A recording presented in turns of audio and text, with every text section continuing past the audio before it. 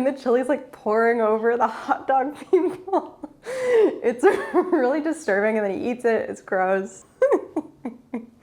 And that's my memory. That's the scent memory that's coming up. What's a quick spin on a classic hot dog topping style I could serve up in a single dish? Betty Crocker's answer? Chili dogs.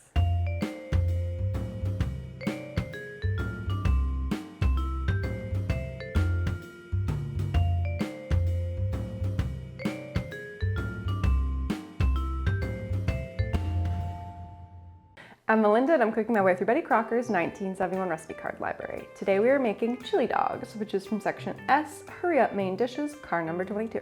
I saw this interesting patterning going on here with these hot dogs that were kind of swimming in their own juices, and I was very intrigued. And when I looked at this card further, I realized that what you're doing here is you're slicing the hot dogs and then like tucking little morsels of American cheese into them so that when they bake, the cheese melts and you get a nice like cheesy dog. And you're baking them in the oven with some bean chili so that you kind of get the hot dog and the chili in one single casserole, which is not normally how I would serve chili dogs. I would make like hot dogs on the grill and then make a pot of chili separate, and then you you top your dog with chili. So it's very interesting that in this case, the chili is kind of a bed underneath the hot dogs and you're cooking it all in the oven. I think it should be hopefully really quick and simple.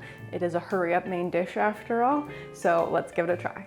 Let's begin our chili dogs with possibly the most strange procedure I have yet to do on the channel, which is to insert slices of Kraft singles into hot dogs. You should comment below if you can think of something weirder that I've done, but I can't. This feels pretty up there to me. The recipe calls for 12 hot dogs. Now they come in packs of 8. And I didn't want to have to buy 16 hot dogs, so we're just gonna make 8. I'm sure it's fine. This is not scientific. This is the opposite of science. Okay, wow. They're so liquidy and they smell like dogs. Got Nathan's brand. Let's go, Brooklyn. Look at that dog juice. Get that dog juice out of here. I feel like I should pat them dry or something. This is such a random memory, but as a kid, I was obsessed with the movie Honey, We Shrunk Ourselves. Not Honey, We Shrunk the Kids, but the later sequel that recasted half of the family. Honey, We Shrunk Ourselves. And in that show, the kid is making a science experiment that's like a chili volcano, and the chili erupts, and he made these little townspeople out of hot dogs, and the chili's like pouring over the hot dog people. It's really disturbing, and then he eats it, it's gross. But I'm just getting that vibe. Like, I'm thinking about chili, I'm dissecting these hot dogs. And that's my memory. That's the scent memory that's coming up. Okay, now my arch enemy, the Kraft single, makes another appearance. You know, I am not a fan of American cheese. Time and time again, Miss Betty tells me to use American cheese. I don't want to, but I'm doing this for science. She says that I should cut this into 36 slices, about 1 inch by 1/4 inch. So let's say that this is a 3 by 3 square, which I believe it to be. That means that I could cut it into 3. Okay, that one's already ripping. I don't think I'm gonna get 36 out of this, but I also have less hot dogs. And I also can use more than 1 slice of cheese. I know it's crazy in this economy. And then I'll go 1/4, like that. Just a sensible, tiny slice of American cheese. One thing I think when I hear hurry up main dish, it's cutting a slice of Kraft singles into 36 tinier slices. This is certainly a great use of your time. 3 1/2-inch deep diagonal cuts. So I'm gonna go like that. 1/2 inch deep, maybe like halfway through the dog. I was afraid I'd cut through the dog all the way. It's dense. It's too dense to cut through all the way. But we have 3 slices. And now I'm just gonna insert a piece of cheese into each one. Look at that. Wow. How beautiful. Can you honestly think of something more American than this? Our dogs are ready, so let's assemble the chili portion of the casserole. I have a bit of a square rectangular casserole dish here. And we're just gonna go ahead and mix a few ingredients together in the dish. The recipe calls for 2 cans of chili hot beans, and I couldn't find that. But I did find Bush's beans, classic. Roll that beautiful bean footage, if you know what I mean. In mild chili sauce.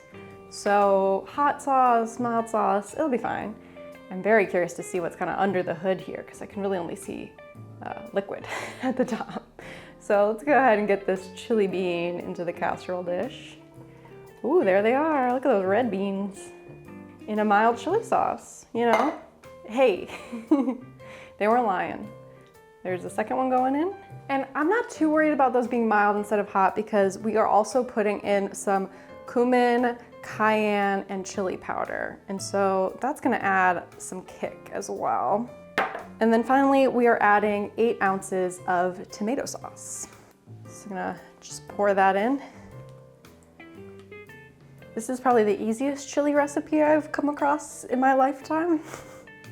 We'll see if it's any good. And I'm just gonna stir this together, make sure that the spices get incorporated, make sure that tomato sauce blends with the chili sauce from the bean cans. Okay, and then the final step is just to lay our hot dogs, oh no, I lost a bit. Lay our hot dogs down in this chili. Do I fear them getting sucked in and sinking to the bottom? Absolutely. How did I get here? It's so silly. Okay, this is gonna go in a 400-degree oven for about 20 to 25 minutes. And I think it'll get bubbly, the cheese will melt, the hot dogs will cook, get crispy hopefully, and then we'll give it a try. Did you know that the biggest bean empire in America started as a pantyhose company? In 1897 in Chestnut Hill, Tennessee, a local teacher and businessman, A.J. Bush, founded the A.J. Bush and Company General Store. A.J. and his wife had a deep passion for helping their community, and after some time realized that opening a bigger store like a factory could provide more jobs in the area. So they planned to open a hosiery factory. But as construction began, the Stokely Brothers tomato cannery approached AJ with an offer. If he provided the building and the staff, then they would supply the equipment to open a cannery instead of a hosiery mill. AJ's brothers joined him, and the Bush Brothers and Company cannery was an instant success. The company first focused on canned tomatoes and other vegetables, but during the Great Depression, they pivoted to affordable products like pork and beans, hominy, and sauerkraut. So it wasn't until 60 years into the company that their signature product, baked beans, was even introduced. Then, much later, in the 1990s, the Bush family approached an advertising company to help push baked beans. And once again, the small community of Walnut Hills, Tennessee, inspired the team.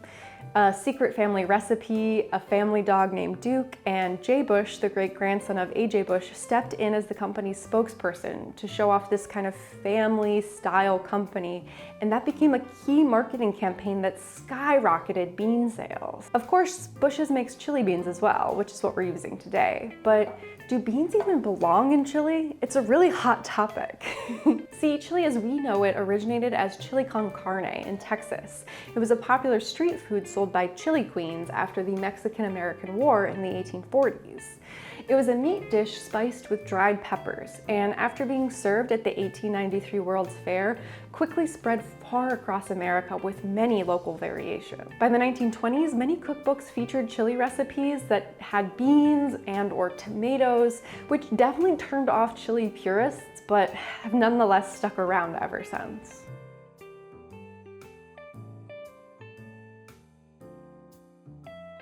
Well, the chili dogs are out of the oven, and as predicted, they're pretty weird. The chili seems very soupy, and the dogs have sunken, and the cheese has moved about, and overall, not very appetizing. And here's kind of my biggest point of confusion for this whole recipe, which is that nowhere on the card does it explain how to eat this. You see just on the photograph, the dog's in the casserole dish. There's no bun in the photo. There's no serving suggestions on the back of the card. It just says bake 20-25 minutes, end of recipe. So I truly don't know how you're supposed to eat this. Is this a casserole? Is this supposed to be eaten in a bowl, like a bowl of chili with a hot dog on top? Are you supposed to eat it with a bun? Like a chili dog? They're called chili dogs.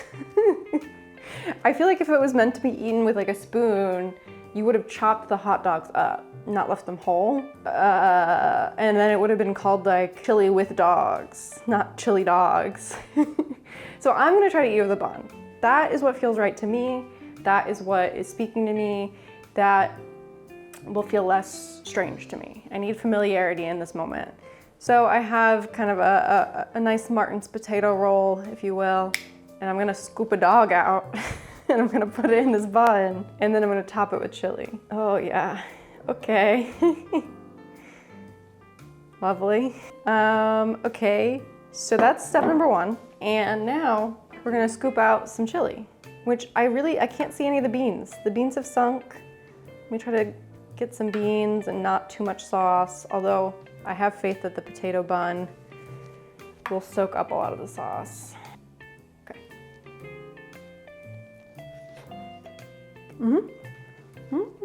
It's delicious. The hot dog is great because it really got to kind of stew a bit in the chili juices. Like I feel like it's picked up a lot of flavor. And then I like the like texture of the hot dog and the beans in the bun.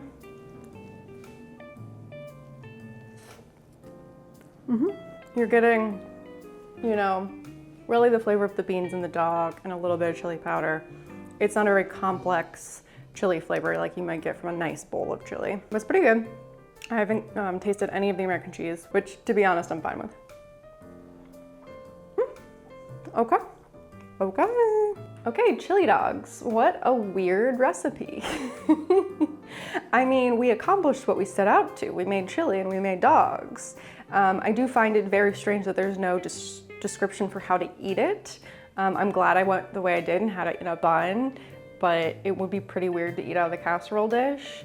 The chili itself was, you know, fine. It was decent. It wasn't the most flavorful chili I've ever had, but it kind of does the trick, especially when it's accompanied by a dog in a bun. And this kind of slicing and placing of American cheese was really exciting and different for me. I can't say I really tasted the American cheese in the final product, but I do like the kind of visual addition that it kind of brings to the party, that, you know, you have these like fun diagonal slices of cheese kind of cutting across the dogs. So I think it was fun. I think it was fine. I think if you're looking for a way to quickly make dinner, cooking the chili and the dogs in the same casserole is a really simple way to do that. So I think I'm gonna give it 3 out of 5 red spoons. Back in the box. Thank you so much for watching. If you enjoyed this episode, Buddy has done other innovations with American cheese before, so go ahead and watch Green Bean Bunwiches next. Give this video a thumbs up, subscribe to my channel if you aren't already, and until next time, happy homemaking.